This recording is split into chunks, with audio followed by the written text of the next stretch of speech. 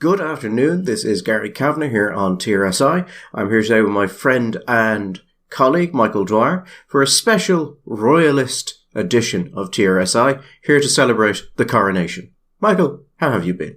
And how do you feel about our monarch's incoming reign? The royalist bit slightly threw me for a second, then oh yes, of course, it's a coronation, and yeah, blah, blah, blah. So, we're tremendously excited because we're now going to look at a young, ambitious, morally vacuous, conservative, progressive, Fine Gael, who is south of the Liffey rather than someone who is north of the Liffey. So that's going to make just a huge difference, I think, to the way the country is governed and everything about the philosophy of this government, you know? I mean, he's so far south of the Liffey, he's in Wicklow. I mean, I can't imagine how more substantial and important kind of shift that represents in Irish politics. Now, in no other way is there any change, but, you know, you can't ask for more than that, it seems to me, if you're going to be reasonable. So obviously, Simon Harris is going to be the Fine Gael leader. He is so obviously going to be the Fine Gael leader that Fine Gael actually reduced the amount of time available for other people to say that they wanted to be the leader because it was so obviously going to be Simon Harris. A blitzkrieg of a campaign, we might say. Kind of a blitzkrieg, kind of not. You know the old saying about going bankrupt? The guy asked, so you went bankrupt, how did it happen? He said, well, very slowly at first and then all of a sudden. Okay, I suppose we should first of all talk about Leo. And the first thing I wanted to observe about that is he had obviously told nobody, genuinely nobody. And that may even include the people in his private life. I don't know. Because, Gary, I got the phone call maybe 10 o'clock that morning. Immediately I got on to my little friends and this inside in Blue Shirtdom, and they said, no, total surprise, out of the blue. Nobody knew it was coming. He arrived in, went to the cabinet, told the cabinet, went and made the announcement. Now, you and I know, Gary, this government, let alone this Fine Gael party, the only way two people can keep a secret is if one of them is dead. So this genuinely, I mean, I was trying to write a thing there, saying, you know, we live in an age where politicians can exacerbate us, annoy us, outrage us, disgust us, bore us, occasionally, maybe even amuse us, but they almost never surprise us. I think Leo surprised us. I think word of it started that something was happening, leaked the morning of it. And then a lot of people's phones just started turning off one after the other. Yeah. True. But it was only very shortly before the actual announcement that anyone had managed to confirm that, yeah, this looks like Leo is going. And then Leo comes out, and probably the most emotional I've ever seen Leo. He cried. Yeah, I can't imagine I'm the only person that... Not that it was similar, but in some way it reminded me of when Mrs. Thatcher was leaving Downing Street for the last time and became emotional and was moved to the point of tears. And I thought, there you go. This must be... Because, of course, once upon a time, you know, Leo was a big fan of the Mrs. Thatcher. Once upon a time in the long, long ago. But yes, it was... towards the end, you're talking about the bit towards the end of the speech, or the announcement, or whatever. He appeared to be genuinely in the grip of emotion, and I don't think that Leo is one of those people that can do that. No, I don't think so either. If anything, Leo's issue is that he has this incredibly flat effect. Yeah. When you're talking to, there's no emotional kind of recognition of anything. So to see him crying was actually quite unexpected. Mm. And then, of course, it became the question of, well, why has Leo resigned? There were two parts of that. One was, why has he resigned in general? And second was, why has he resigned right now? A certain amount of the media are currently now desperately trying to figure out, was there some scandal? Was there something over him? Was there something that changed? And I don't know. I think probably even bets that there was an issue internally, or basically he just got tired of the entire thing and decided, I'm done. This is it. I was told by not somebody who is a politician, but shall we say someone who works in politics and has been deep in politics for decades now, and knows indeed where some of the bodies are buried and where the bogs are. And he said that, in the manner of someone who was telling me something that everybody has known this at least for the last month, that Simon had been involved not in what you'd call a heave, but kind of a proto-heave, a pre-heave for the last 2 or 3 months. Now, basically, I think he was going around the party stirring up apathy, but that he had been actively out there. And now, we know that Leo has never been popular with the rank and file. You could see that from the vote he got, or the vote he didn't get when he ran against Coveney. The discussion is that dissatisfaction in the rank and file had now spread to the parliamentary party.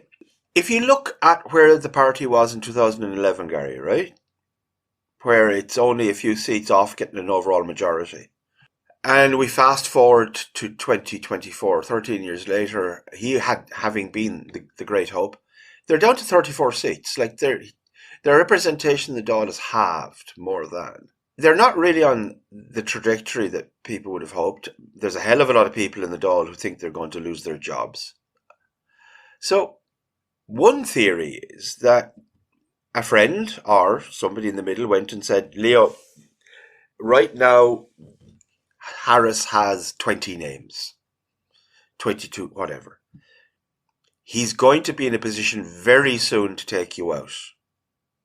Maybe the best thing is to do is to go before you're pushed. Okay, in the context of this, and this is all obviously pure speculation, but Gary, did Leo give you the impression for the last year or so that he was a man engaged by what he was doing? No, but he hasn't given me that impression for a relatively long while. I did note, however, when I was talking to people, that more and more people who are not me were starting to say things like, he's just very tired, like his heart is clearly not in it, which I thought had been true for a considerable time. I think on the numbers and on Harris has not been doing that for the last few months. Harris has been doing that since he got into the Department of Higher Education. And before that, he was still doing that. Oh, yeah, listen, I would say Harris has been doing that since... There was a time when, before he was in the Dáil, Harris was running for both the town council, I think it was the town council in Bray and Wicklow County Council. And a bigwig in Fine Gael said to a mutual friend of ours, I think he's making a mistake there. He should really just concentrate on one or the other. He can't do both.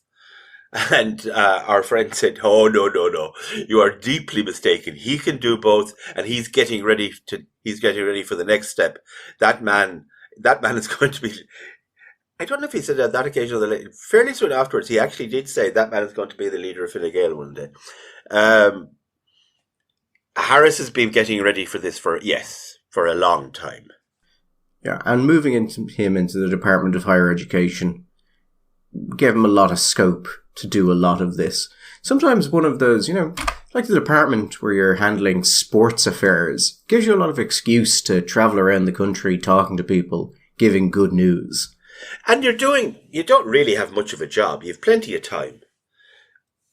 You're not making policy decisions or anything. You're not going to do anything which is deeply unpopular. So yeah, it's a good position. It's a handing out money and grants kind of a job. On the numbers, I mean, our estimates, a year or two ago, were that about 10 to, I think, 12 Fine Gaelers were not going to run in the next election. Yes. It looks like that's now going to be 14 or so Fine Gaelers not running in the next election. And at that point, that is, over 40% of their TDs have said that, or expected to say, that they will not run. That voting mass on its own, because you've got to assume if you're not going to run, a lot of that is directed at Leo and at his performance. Mm-hmm. Like, that's a fairly ready-made block of people willing to go against you in any attempted heave. You saw, I don't know, you saw Josepha has announced? Josepha announced her resignation in the same tone as someone might tell you they haven't been hurt by their captors, but you can clearly tell there's a gun to the back of their head. Like, the first line of their resignation is that they support Simon Harris becoming leader of Fine Gael. Leo has not confirmed or denied, I think, whether or not he's going to stand. You know that Simon has announced this thing where anybody who wants to continue to be a cabinet minister has to commit to running in the next Dáil election. What do you think of that? As a strategy, shall we say? Or a tactic? I think it rather depends on who's in the cabinet and what you know about them. I mean, it seems to make sense. If you're not going to run again, I would make this point actually to start with. I think the cabinet system we use is nonsense and that we should switch to a presidential style cabinet where you elect the Taoiseach and then the Taoiseach just picks who's in the cabinet and they don't have to be politicians. But if they're going to be politicians, I suppose that, you know, a big part of being a minister is an increased profile and increased ability to send things to your constituency. And if you're not going to run again, particularly at this point, then, yeah, it probably makes sense that you're not there.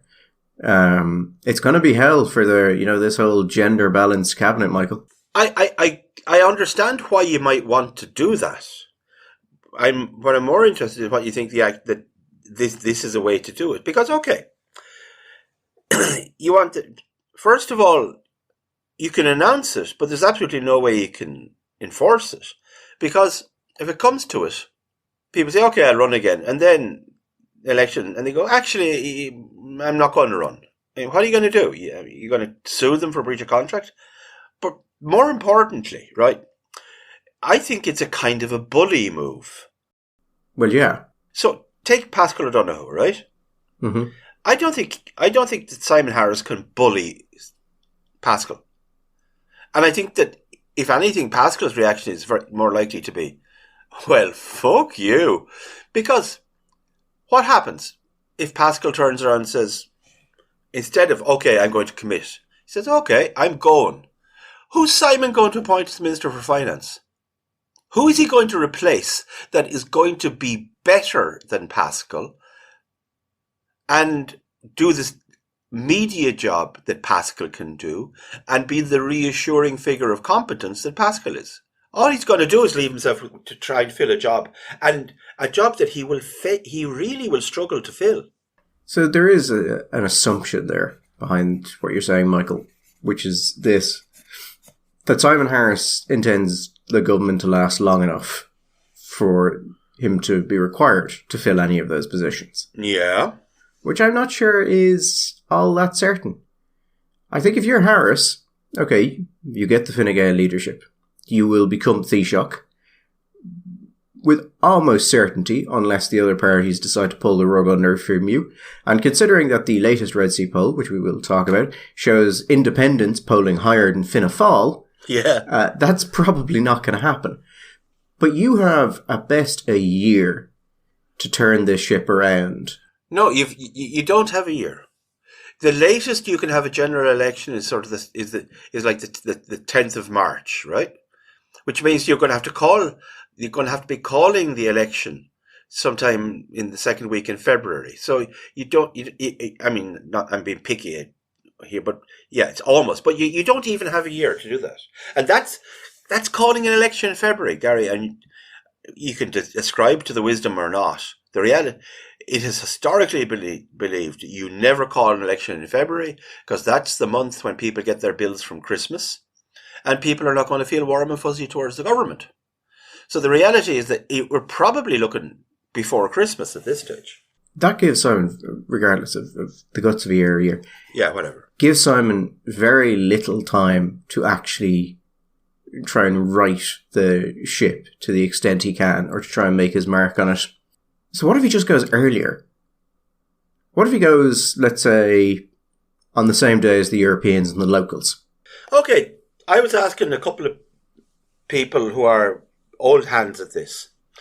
And I don't mean legally. I mean, politically and practically, is it possible to run a general election on the same day as the locals and the Europeans? I think yes.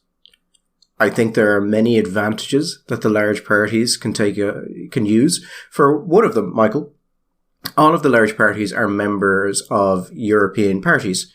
European parties have, this might be an interesting thing for people. In Ireland, there is a general sort of prohibition on foreign funds. They're very tightly controlled, foreign funds coming in to fund elections. European political parties are exempt from that. So European political parties actually put in substantial amounts of money into their, not just in Ireland, elections all over Europe, EU money. Mm-hmm. Now, if you have that and you're putting on events to, let's say elect someone to the European Parliament, very easy to fold, a town hall where it was just going to be the European Parliament to also be, your TD for the area. So there will be an amount of money that they will be able to use basically for cross purposes that the smaller parties won't. The independents are polling massively. The things they lack tend to be organisational ability and money. Yes. So they will be massively put out by this. It might be a way to force those down. And also, Simon can do a sort of very nice, no, of course, we're not going to do it, and then pull the rug out at the very last minute. And you might say that's a terrible situation for a political party to be in, but I would counter with this point. Fine Gael are likely going to enter this general election with over 40% of their sitting TDs not running. The strongest indication that someone is going to get elected is that they have been elected before. So Fine Gael are already, in all likelihoods, going to be just torn apart in the next general election. So if they're already in a terrible position, well, a little bit of additional chaos actually doesn't hurt them as much as it could if they were, going from full strength. Okay, as a counterpoint to that, right? Normally, I would say the conventions for Dáil elections, general elections, would be held around a year out, at least, from the election, right? Mm-hmm. To my knowledge, there are a number of constituencies out there, a lot who have not yet had their conventions. So the candidates haven't been decided. Now, because so many places are not running incumbents, the conventional wisdom would be that the longer you can give your new nominees to get around the constituency and to get known outside of their local area, to establish a kind of a profile, the better it will be for them. Because the chances are Fine Gael are going to be running people that Fianna Fáil are much less affected by the retirement syndrome because they were hit by this in 2011. So Fianna Fáil are going to be running established candidates. The Shinners are going to be running established candidates. The rest of them, more or less. But it may be the case that Fine Gael, more than other parties, is in a position where they're running new faces, fresh faces, that need time to get well known. A snap election for them could be an absolute disaster because you're going to have names on the ballot sheet that nobody recognises outside of their parish. I mean, entirely possible. But then again, it's entirely possible that if you push this back as far as you can, the independents and Sinn Féin use the local elections to become much more powerful than they are. Yeah. And then you basically have a year where they embed their people and their own people become much more useful for a general election. And you go in against much more organised and systematic opposition. Also, I would say, to your point, I would say that if you're Fine Gael, you might say, you know what? Sinn Féin have been trending down and are continuing to trend down for a little bit of time now. Quite a bit of time now. You can take a bet. If you're a gambling person, you could say, you know what? I think that they're a busted flush. They're going to keep going down. They're going to go down to 22. They're going to go down to 20. They're going to go down to 18. We don't have to worry. However, if I was that gambling man, my sense would be, you know what? I think there's a floor to how far they can go. And that floor is going to be hit in the next couple of months. Maybe they're going to trend down for another little bit. But I would say better hit them when they're trending down rather than wait until they have a chance to recover. And I think there's a decent chance that that they'll find a way, they'll find a message, they'll find a strategy and they will start to trend up again. Better hit them now when they're going down rather than give them an opportunity to get themselves reorganized and to recover. So if that was the case, well then now rather than later would be the time to go. Now, the other thing that what people were saying about why you wouldn't hold it in June is because the county councillors, we're having a group chat about this, and it was observed, and I think correctly, that county councillors would go absolutely fucking apeshit if a general was held on the same day. The counter to that was, and do you think that Fine Gael HQ gives a flying fuck what county councillors think? No, I think they should do, and I think they should care about them a lot more than they do, but I don't think that they do, so I don't think that will come into it. No, I think the question is not, will it piss off people? It'll obviously piss off people. It's how, if they want to do this, how they can present it. What reason they can come up for it to be there. Which may actually be quite helped by all of the opposition parties demanding that the Taoiseach should be chosen by general election, which is an interesting new legal view of how we should elect our Taoiseach that you would have thought some of these people would have been aware of. I think there's where they do go for this, there's absolutely no doubt it would cause absolute chaos. Like, it would be insane. But it could be quite useful for Simon Harris. I suppose that's the old, is it good for the country? No. Is it good for Simon Harris? Maybe. I wanted to say this before I forget. You remember during the referendum campaign, and I'm sure I know you do remember, but the listeners may remember, Neil Richmond famously came out and said that one of the great things about this amendment was that it was going to open up new interesting vistas and possibilities for family reunification for people who had applied for asylum in Ireland. Mm-hmm. Yeah? Now, at the time, yourself and myself and others around the country were a little bit puzzled about why Neil thought this was a good thing to say, why this was something that would energize the public to go out and vote for the amendment. Anyway, how about this for a minor conspiracy theory guy, right? There has been a lot of buzz in the press about the fact that certain older members of the cabinet are going to be invited to make way for new, fresh, exciting young faces. Because Fine Gael is full of fresh and exciting young faces to come into cabinet. So, for example, Simon Coveney, maybe it's time for Simon to go back and farm his beef cattle and milk his cows and make way for the likes of Neil Richmond. So there's all this talk. There has been talk that Neil has been part of the cabal. Now, one of the other reasons that has been given for being part, and I would say there are a number of parts to Leo's timing is, and this I have heard independently of other stuff from a couple of TDs and Shanador, that there was a feeling within the parliamentary party that Leo had unnecessarily nailed the party to the amendments, that they could have taken a kind of a semi-detached approach to it.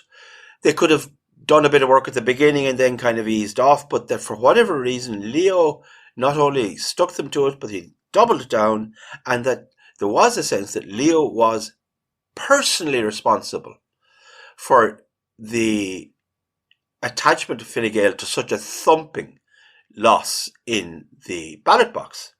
Well, I mean, I've got to agree with such a view, Michael, because I think we were possibly the only people I heard saying it.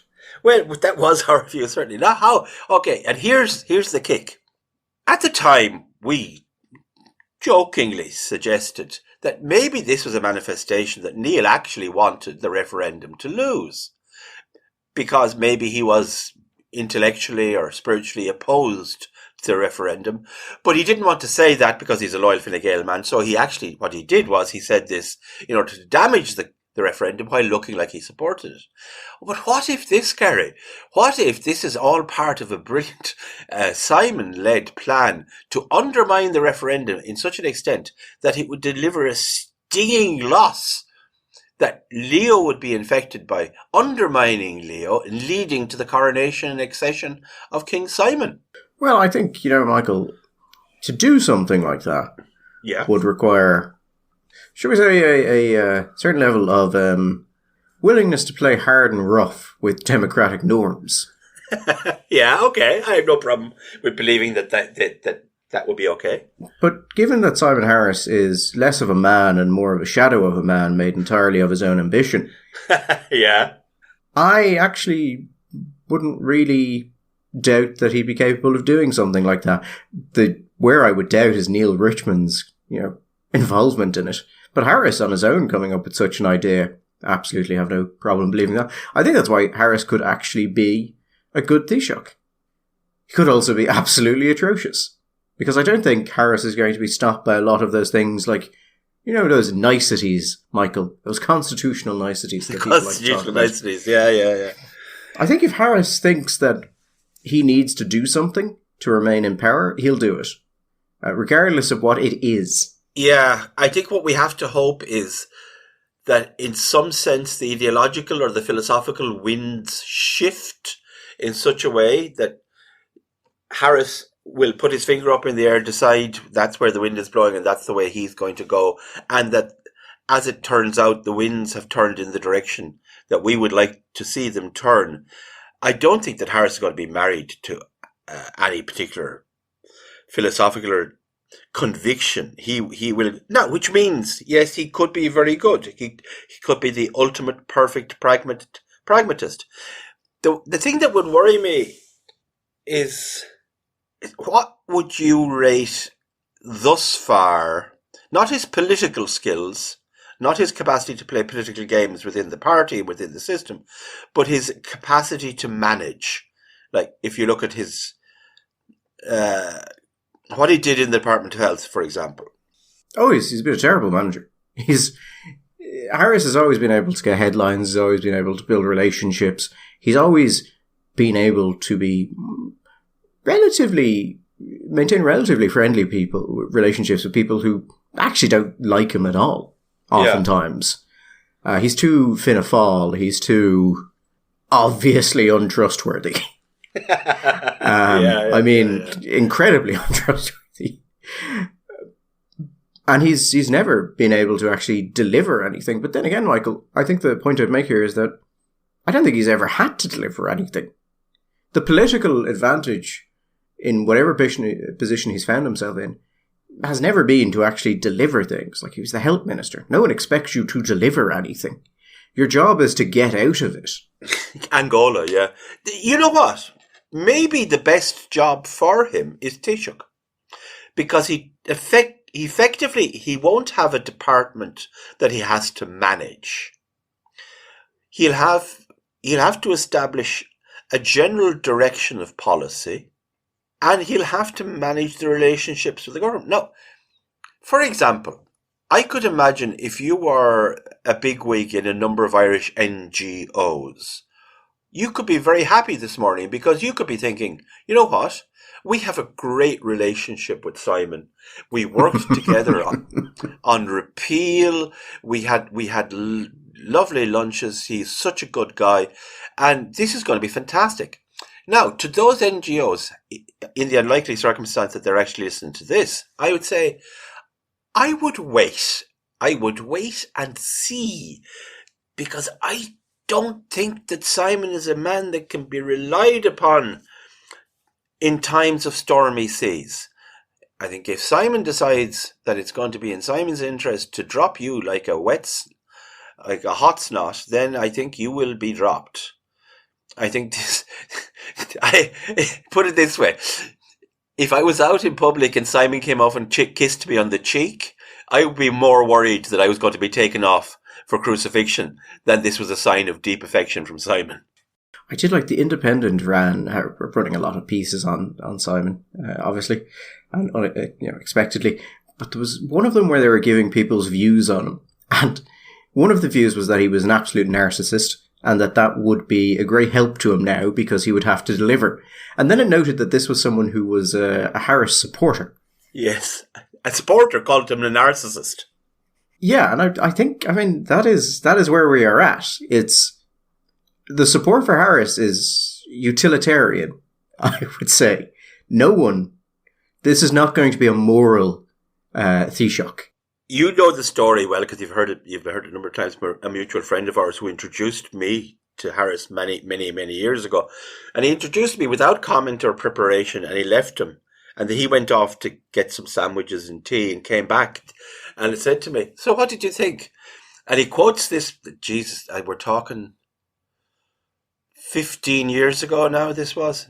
And he still quotes it. He said, "You looked at me and he said, the force is strong with this one, but I feel the power of the dark side." And I hadn't realised, but he had in fact come from Ógra Fianna Fáil, which was, Fianna Fáil was what we used to refer to as the dark side, because I used to say to them, he was a blue shirt, come over to the dark side, you do not know the power of the force. He has something about him, Gary. You can't, anybody who meets him, there is something about him. It is, sometimes there's a sense of a hollow man. There is a sense of driving ambition. But the word there is driving. And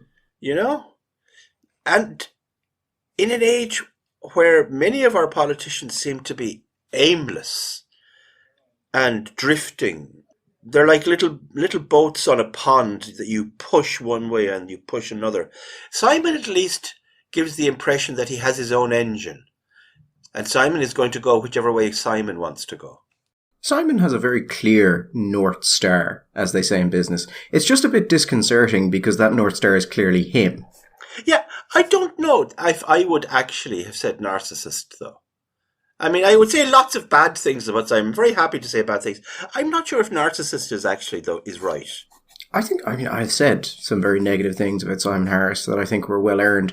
The problem here, I think, in analysing what Harris is likely to be as Taoiseach, is that people are basing their views on what Harris has been like to this point.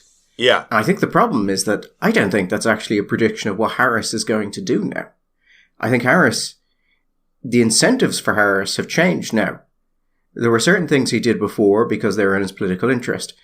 But when you're Taoiseach, certain other things are in your interest. Delivery becomes much more important. Yes. And I don't think Harris is tied to any of his positions in the past. Like you, I would be, if I was with the NGOs, I would be, I'd be watching to see where that went. And knowing that at any time, even if it seems to be going well, he may decide, actually, I'm done with this, and you're just going to be left in the dustbin. So, I don't know, I think Harris has a set of particular personality flaws which could see him actually become quite a good Taoiseach. Or I could see him being absolutely disastrous. And I think that's not going to depend on any political ideology he has. I think it's going to depend nearly entirely on who he decides to listen to and what he personally thinks he should do.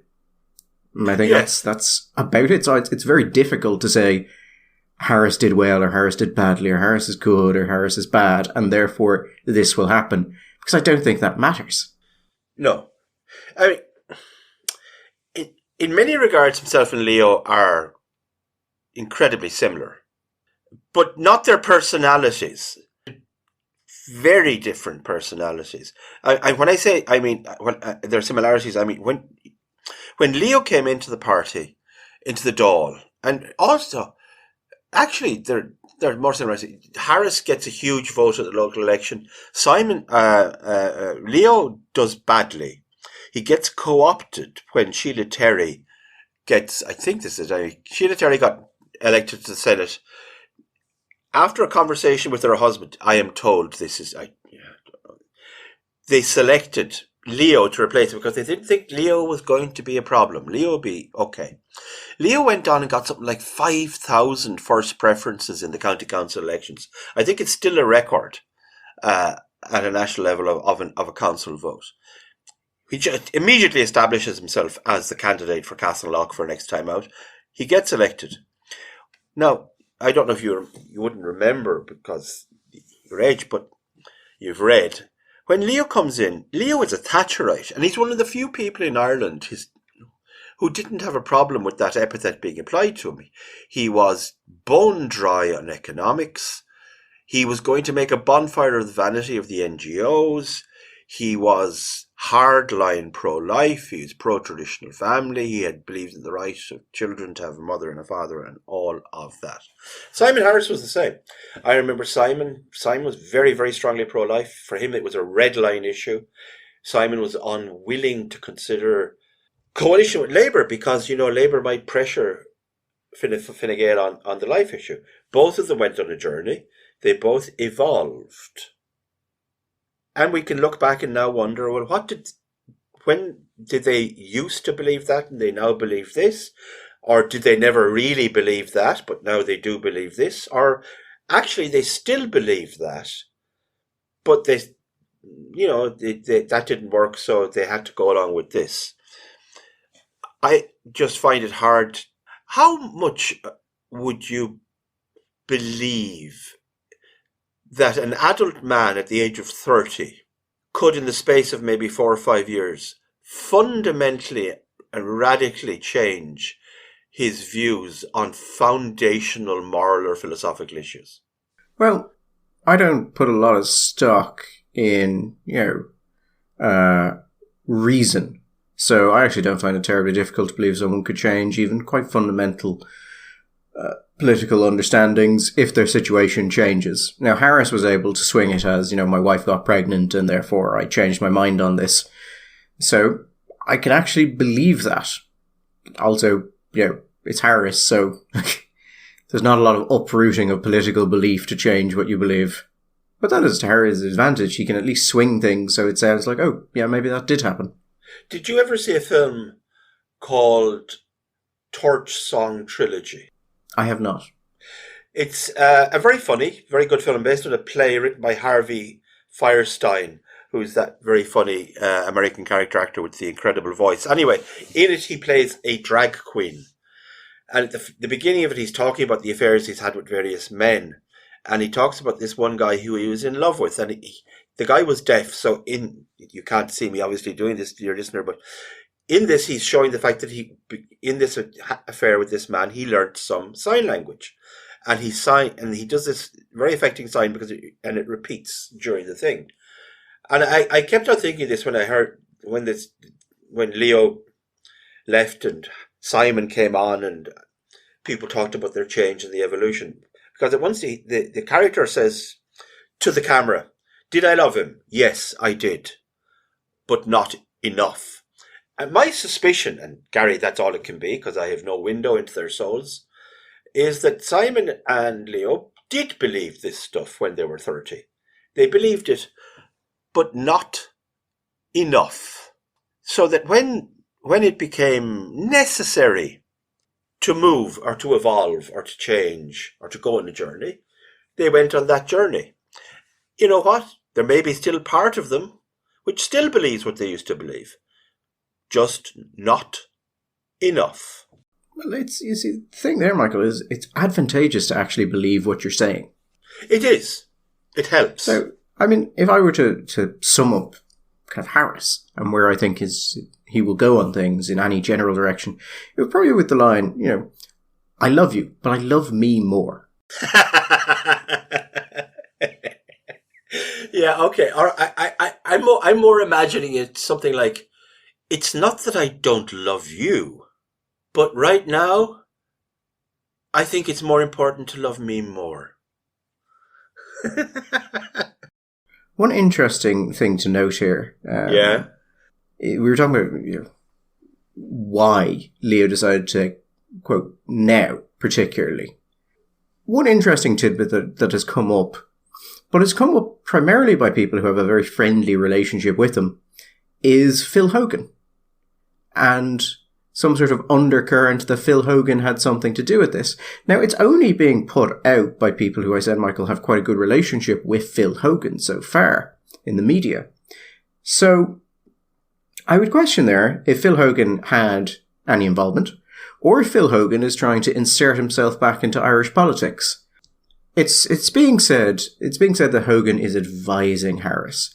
Now, there's a very big difference between someone saying they're advising someone and the person they say they're advising actually giving a shit what that person is saying. Well, we know of two very important political journalists in Ireland who have a very good relationship with Phil Hogan. So it's possible that this story is coming via that. I am very sceptical about the degree to which Phil Hogan has any influence in Irish / Fine Gael politics today. Would I be disappointed or concerned if Simon Harris was taking advice from Phil? Phil managed to give himself this impression of being a big beast. Phil Hogan's political instincts, in my opinion, were dreadfully bad. Really, genuinely, horribly bad. And for whatever reason, people didn't just seem to notice. He had established a reputation for rising early so he could stay in bed all day. But I think his political instincts were really not good. So if I were Simon, I would not be seeking him out. That's not to say you wouldn't have a chat the way you do with older, wiser men. You think because people are old, they must be wise.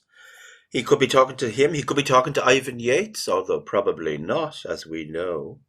I think there's actually, we're talking about how Leo and Harris are quite similar in many regards, and they are, but in a way that they're absolutely different. I think looking at how Leo treated Hogan is actually a good example. I don't think Harris would have shanked Hogan like that, and if he had shanked him, he would have shanked him. Yeah. No, I mean, he might have shanked him, but one, he would have made sure it didn't immediately come from him, and two, that if he shanked him hard enough to keep him down. Which is a wonderful reminder that, you shouldn't punch people, but if you do have to punch someone, you want to punch them hard enough that they're never coming off the mat. Like, Hogan has borne a grudge. And I mean, that's nothing new for Hogan, but he has agitated against, he's just been generally pissed off at Leo for years now. I think you're probably right. I think this is Hogan trying to insert himself into an advisory role with Harris, and Harris probably humouring him. Because, Hogan's political instincts, I think, would be suspect. Not to say he can't come up with a good idea. No. And you know what? As regards holding a grudge, not that it's right to hold the grudge, but Varadkar was wrong, and the way they handled the Hogan thing was wrong. They ultimately sabotaged him in such a way that he had to leave the commission, which meant we lost trade, we lost a really important, really influential position on the commission, and we traded in for a nothing, and we got nothing out of it, and it was a nothing story. It was very, very, very, very, very silly. The lesson is, it's like Bertie. Bertie absolutely believed, never make an enemy where you don't absolutely have to. But like it says in The Wire, if you're going to come for the king, you don't miss. So if you're going to take them out all the way. Now, sometimes it's hard to do that, but no, Phil never got it. Phil is very thin-skinned. Anybody who knows Phil will tell you that. That even though he is big Phil and he's all what people think he is, he's actually quite thin-skinned, and that really has, we are told, rankled and grumbled with him. And understandably, I suppose. It will be interesting to see how this shapes out. Harris, I think, could do nearly anything. And as I said, he could be quite good if he comes to believe that actually delivering something is what will keep him in power. I think there's a lot to be said for coming in, moving quickly on a couple of big issues that do have kind of a quite quick solutions to them. Like the immigration issue, a lot of that could be solved quite quickly. I don't think he even has to solve anything, because I don't think actually in the space of time he can really solve much, but he can make actions. He can make decisive statement actions that make it look like he's going to solve something. And I think for the time being, that would be enough. I think so. I think were he to come in, make the right noises, make the right sounds, put in place one or two of the right policies, take the government out at the knees for the local and nationals, or local and Europeans, run it all then, and see how he comes out. Now, that's a high-risk, high-reward strategy, Michael. But I wonder if Simon is looking at how long he has, whether or not that will seem more attractive to him than potentially waiting for the perfect time and it just slipping him by. and Sinn Féin moving into an upswing or other things coming in. Sorry, in that context, let's look at the poll, because that will, I think, potentially give us a clue onto where he might be thinking. So we have Sinn Féin on 25% here. What's they get in the last general? If my memory serves, and it often doesn't, did he get... Oh, God, I was going to say 25.5, but no, it was higher than that, wasn't it? Or was it? 25.5 is the number in my mind, but maybe that was that Fine Gael? Google it there, Gary. I think they got just under 25% of the popular vote in its entirety. Now, you could say, well, that was a great result. So why wouldn't this be a great result if they repeated it? Well, as we know, Gary, that's not the way the game works. But the big problem is not so much that they're 25 now, but rather that they are on this trend, and the trend is not great. No. And also, the trend in the context of what has happened recently politically, which is the amendments and the immigration stuff. And this is something we've been talking about quite a bit. That, first of all, that whatever about anything else, the weird thing was that because the choice they made about the rerun, etc., that the party which was potentially most damaged by the referendum was, in fact, Sinn Féin. And I think this is indicative that this may be true. Also, and this is something, as regular listeners will know, Gary has been talking about for a long time, is the gap between the top of Sinn Féin and the Sinn Féin voter is bigger than any other political party. And that is a problem that they have to manage.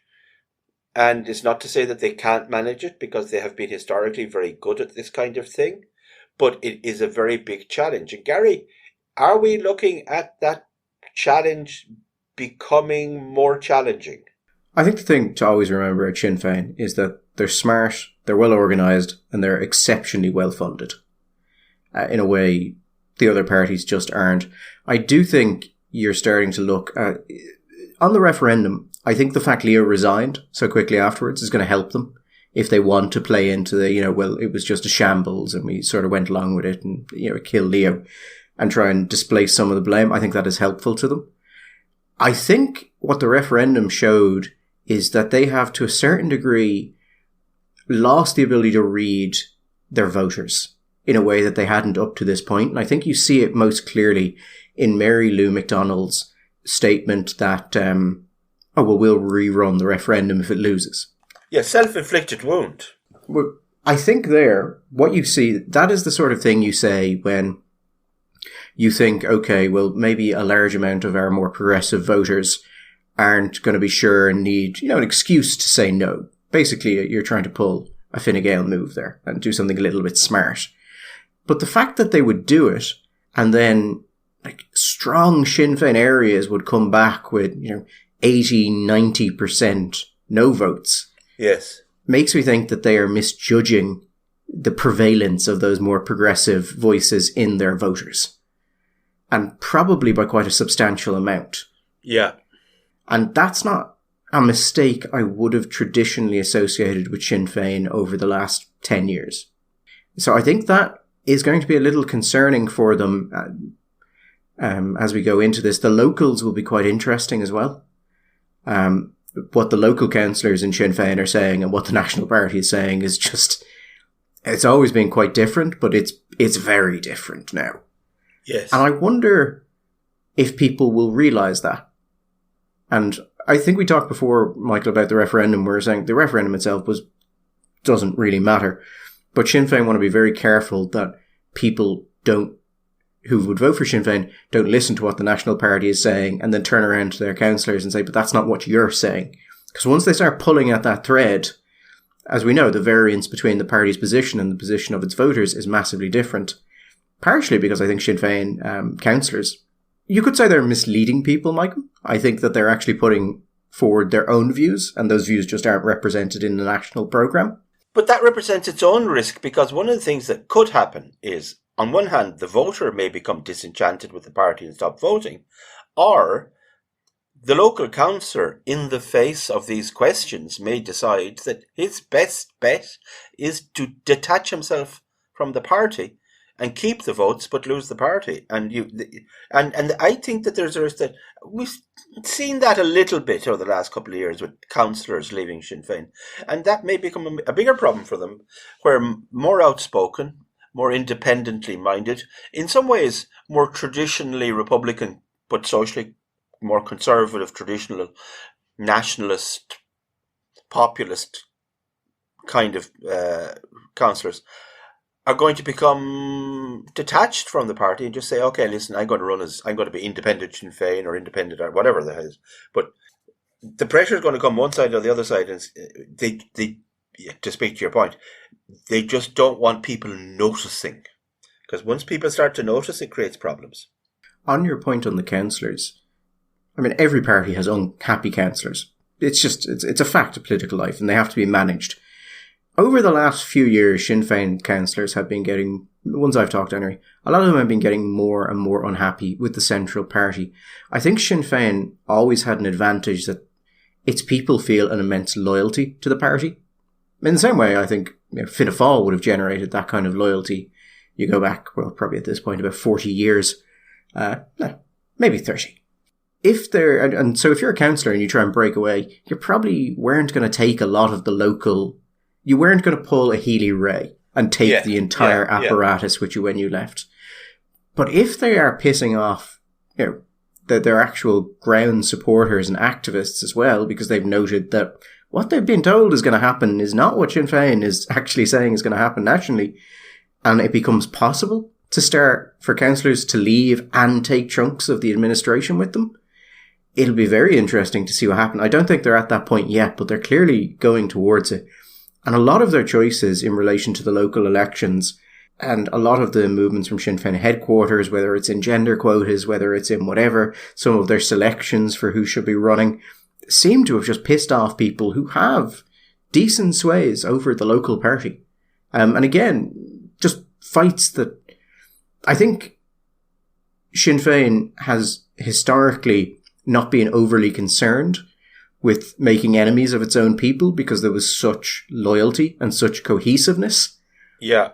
But they are acting as that cohesiveness is still as it was 10 years ago while taking actions that undermine it. And I'm not sure they quite realise the danger of what they're doing. I think also in the last 10 years, it's just a fact that they have evolved policy-wise in one direction continuously. So it's not just that time has changed, but time has passed, but also the party has become more progressive. The national question has become less and less the absolute single dominant issue. So weirdly, ironically, for a party which is essentially a nationalist populist party of the left, they're increasingly, in a sense, uncomfortable with that kind of nationalist identity. But that's something that is very important to their voter. Where you said the populist party of the left, I think historically they were just a populist party. In pretty much exactly the same way Fianna Fáil were. And a lot of the people they represented views on certain issues were left-wing, but that was kind of incidental. Yes. Whereas now, as they're professionalising, as NGOs start reaching out to them, as effectively there appears to be an attempt to reshape the top of Sinn Féin to put in more professional types, academics, a lot of the people in Sinn Féin who are, shall we say, more of the old school seem to be being sidelined or outright removed. I think they've become a party of the left, and that is kind of a problem for them. Because you can be left-wing for utilitarian reasons and be very, very popular. But if you actually start to take an ideological position, you lose some of your, shall we say, flexibility, Michael. The word there, the key word, I think, is ideological. Fianna Fáil would have been founded and would have always self-identified as a party of the left. It was a party of the small farmer, the party of the men and no property. It was a party of social welfare, of the safety net, the old age pension and all that kind of stuff. But it was absolutely not ideological. There was no element of this which was based on a close reading of Das Kapital or the Communist Manifesto or let alone Gramsci. This was, if it came out of anything, it came out of kind of maybe an Arthur Griffiths Sinn Féin sort of autarky and Christian, a sort of a Christian sense of duty, a Catholic social teaching, that protect the rights of workers, Leo XIII and all that. But it was absolutely not ideological, but it was left-wing. I think Sinn Féin would have been, at least elements of Sinn Féin would have been like that. Then there were elements in Sinn Féin which were ideological, which were Marxist. And I think that ideological element has become more dominant and more important.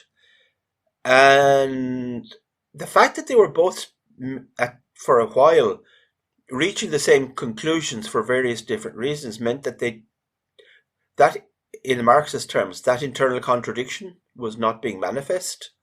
But I think some of those internal contradictions are now being manifest, and that potentially is going to lead to a crisis.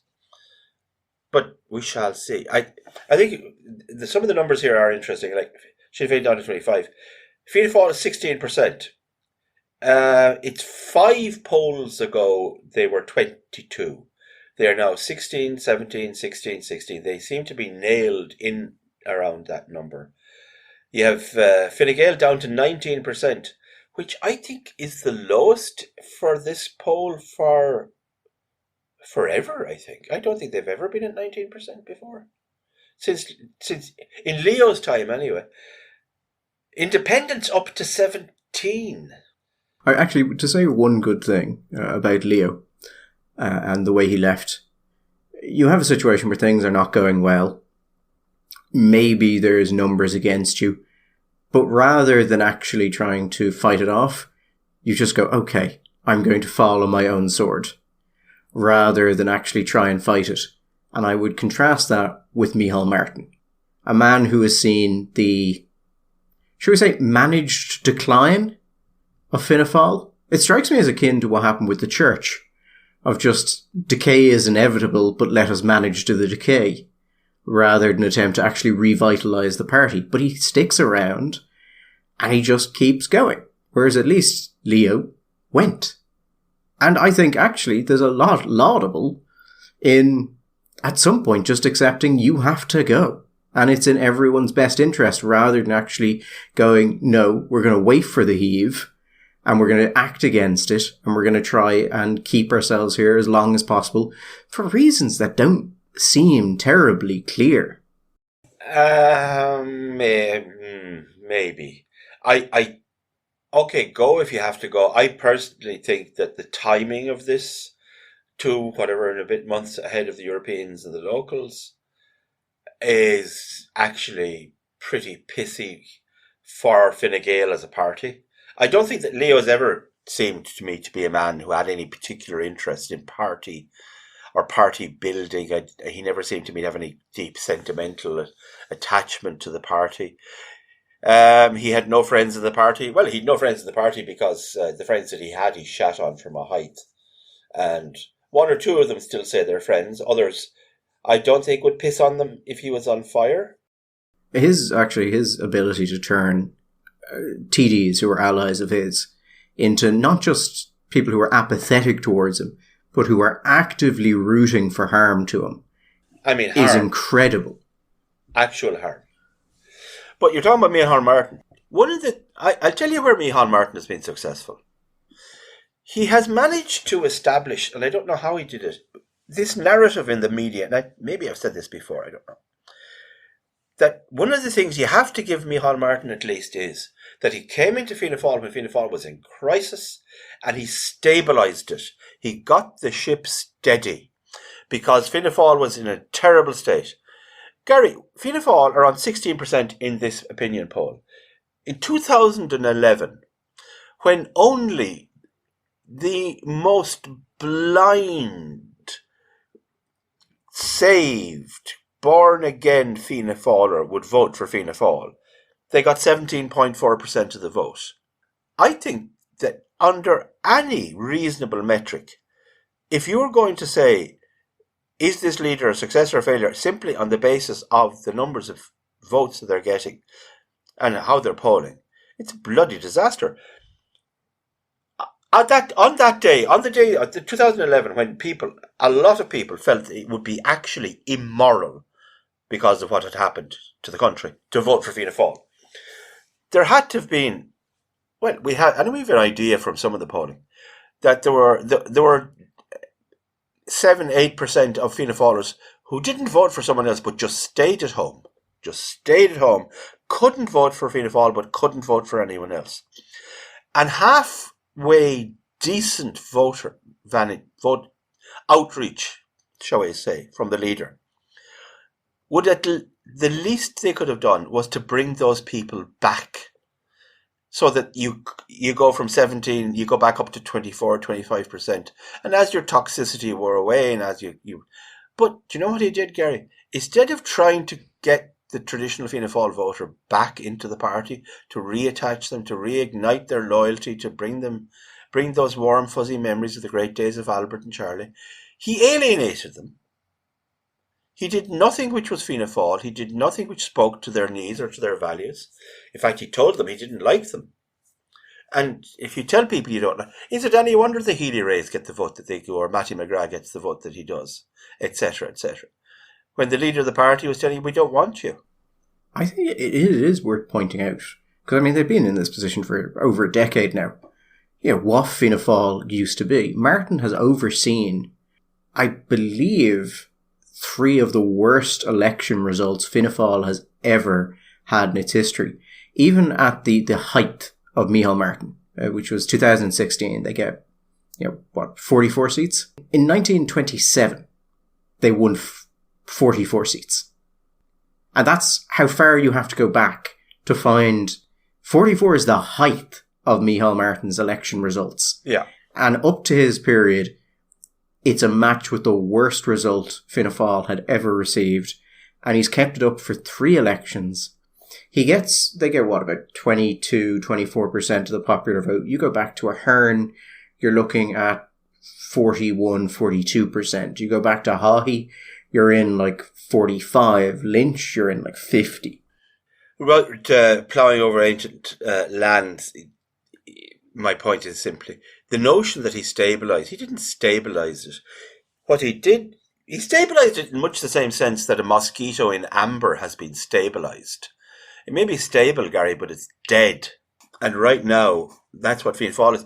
If you look at we know that if you look at the demographics of Fianna Fáil, they have the worst demographics of any party in the country. Unless they get new people in, Fianna Fáil will simply disappear through natural wastage. Yeah, but they made kind of the traditional kind of business strategic decision that screws you, where you look at your existing voters and go, we need new voters, or we need new consumers, and you massively change your product in order to appeal to new consumers without actually asking, 1, do new consumers want this, and do they want it from you? Yeah. And 2, what will your existing consumers think of this new product? Mm-hmm. And so basically, I think what you've seen under Martin is this strange cannibalization of itself, where it's pulling in new people, but not as quickly as it's losing its old voters, who are mostly deserting it for Sinn Féin. And that drives Sinn Féin massively up, which is what it is. Sinn Féin and the Independents. And the Independents at 17% is ridiculous. And again, a point we've made before, in Ireland, people who vote independent tend to be more socially conservative, sometimes fiscally conservative, but mostly socially conservative. That is the vote it is. It is a kind of populist, traditional Fianna Fáil vote of people who tend to have a sense of nationalism and family and the home and those sort of things, but are not deeply ideological. And there's 17% of the electorate that Fianna Fáil probably should have. Fianna Fáil should have at least 10% of that. I absolutely believe that of that 17%, you could take 10 out without changing anything except the tone and the music of the leadership in Fianna Fáil, and you could change Fianna Fáil from 16% to 26%, which would make them the biggest party in the country. And that would still leave, and that's without getting any of your Sinn Féin voters back, and still leaving the independents with 7%. So, and it's leaving Aon 2, and I think Aon 2 has attracted. I mean, Aon 2 is on 5% now. That's not nothing. 5%, and I'd say some of those votes are Fianna Fáil votes as well. Historically, I mean, these votes don't belong to anybody; they go where they go. Yeah, it'll be interesting to see if they can keep that up in the next polls. Because we're coming into the locals and the Europeans, there's going to be a lot more political polling than there would normally be. So actually we'll be able to see if there's a trend there in Aon2 fairly quickly. But if it is, I mean, it's great for them. Just before we go, there was a funny story. I thought an interesting story in the context of what we're talking about here, the changing face. And somebody thinking in a kind of a macro level at a local level. I don't know, Gary, did you see that Verona Murphy she launched her campaign for the local elections in Wexford? She did. 10 candidates, was it? 10 good candidates from what I've seen. 10 candidates, 10 good candidates. And taken from all over you got people with the historic connections to Sinn Féin, people with connections with Fine Gael, people with connections to Fianna Fáil, people coming from business backgrounds, people coming from the volunteer and the charity sector, all over the place. Ivan Yates and Micheál McDougall down to help her launch. It's interesting because I'd heard about Yates, but I hadn't heard about McDougall. Yeah, so two big beasts, Gary. Two big beasts. Her own backroom team, some of the savviest people around the gaff in Wexford politics. Again, well connected with historic Civil War parties, if you like to call them that. And I wonder if this maybe is the way to go. I think, I don't know, I think Noel Grealish does something like this. He has his own local councillors, but this is going to be potentially a proper challenge to Fine Gael, Fianna Fáil, and indeed Sinn Féin in the local elections in Wexford. There is a decent. I don't know what realistic the chances are of all 10, but I talked to somebody who said to me, because I said to them, any one of these could get elected, to which he said, on the basis of current sentiment and the level of pissed offness and anti-government voting there is, not that anyone could get elected. I think all of them will be elected. Now, that seems to me to be a big notion, big statement. But if Verona Murphy got 10 councillors elected, well, for a start, it's a tremendous boost to her and her chance to keep her seat, although I think I'd have a fiver on Verona topping the poll anyway. 10 county councillors, that turns you into a real thing, Gary. And if that's going to be the strategy that more and more of independents across the country are going to pursue, I think that's a real problem for the legacy parties, because if you get yourself bedded into the county council and you're in the Dáil, one of the problems independents have is that they spend too much time trying to protect their base, and they're stretched. But if you can create a party for yourself in micro at a county level, it takes a lot of that worry and stress away. You get a lot of the clinic work done at the local level, and that creates a long-term problem for the legacy parties to try and get that seat back, if they can. It does. I mean, councillors are incredibly, incredibly helpful in getting TDs elected. I think actually that might be another reason to go in, to basically for Harris to do this early, because you're seeing this in a lot of the independent spaces. The independent politicians, the independent parties are putting a lot of focus on basically building these networks of councillors, which you've seen. I mean, the Healy Rays have done it very well. Lowry has done it very well. And the other, I think, independent politicians have started to pay more attention to this than they did historically. Now, in the past, they might have had one or two councillors, but this idea that actually you can you can do this en masse. Yeah.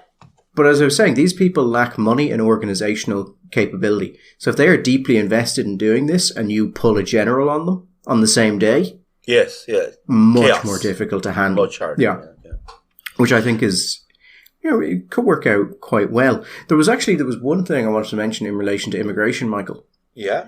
On the Red C poll, they asked people, would they support the plan by the EPP, the European People's Party, which is a plan. The EPP is kind of centre-right in the European Parliament. It's coming under pressure from the right all over the place. And so it's moving on immigration.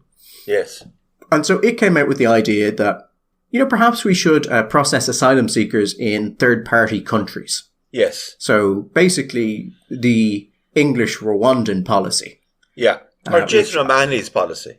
Yeah, which I would note is actually a decent policy. Legally, there's a lot of trouble getting it over the line, but it's popular with voters and actually makes a lot of sense. I do remember when Fine Gael politicians started kicking the crap out of the Rwandan policy, I think we made the point that they might want to be careful about that one because the EPP it had already at that point started talking about how it might do this.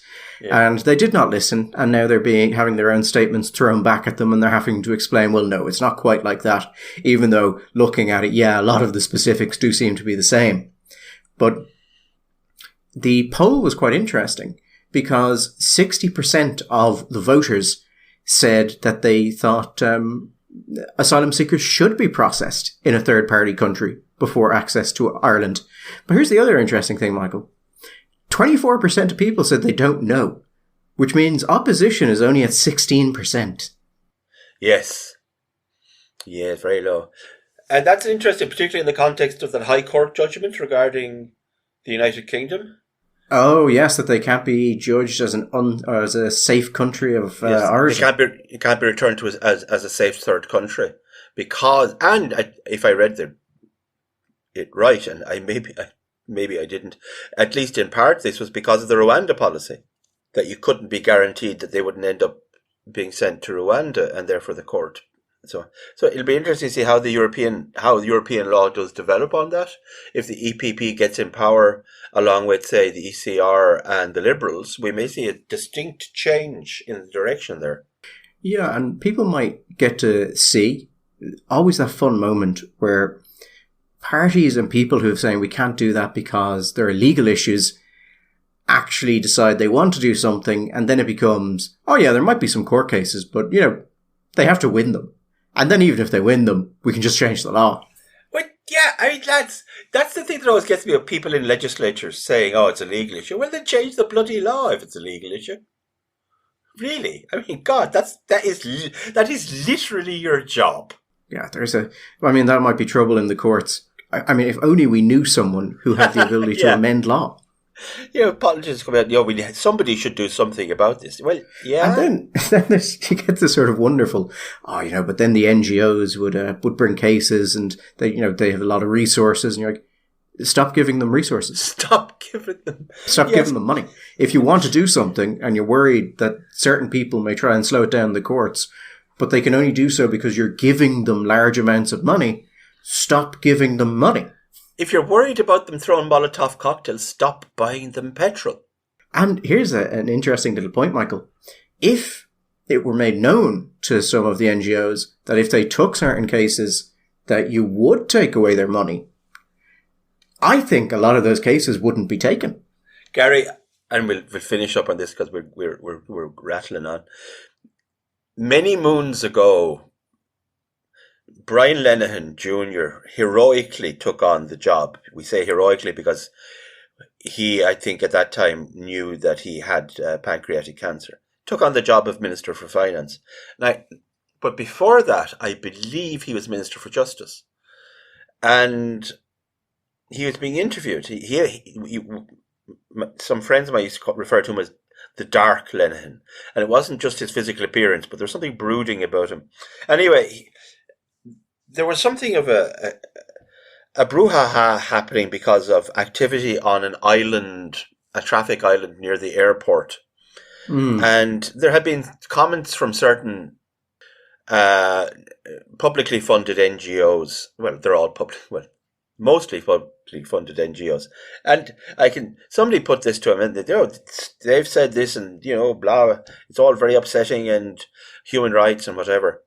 And he looked straight in the camera, in my memory anyway, he looked straight in the camera and said, I find it very upsetting that, and he paused, a state-funded body would encourage people to break the law.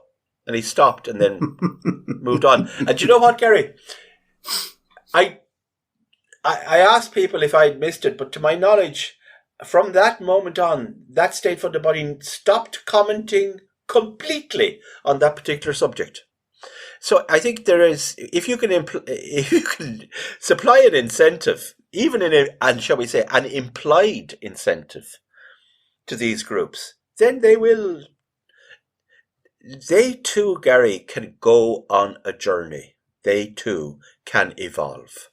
And that's the sort of thing, Michael, that a stronger Taoiseach, less concerned with tradition, might do. I mean, if, let's say the NWCI, which, as we know, is an organisation, what was it, 96% of their staffing costs over the last 3 years were paid for by the state, decided to hold a political event and not invite government TDs, rather than whining about it and saying how sad you were about it, perhaps a stronger person might have pointed out that they exist entirely because you allow them to exist, and it might be good for them to remember that.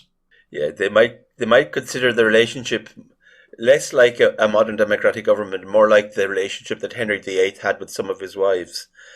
Anyway, we shall draw it to a close. Next week, we won't be. Both of us. We will be away for Easter. We shall be away working on behalf of the people. So we probably, unless we do this whilst we're away, but the chances are we won't. So have a happy Easter. All the best.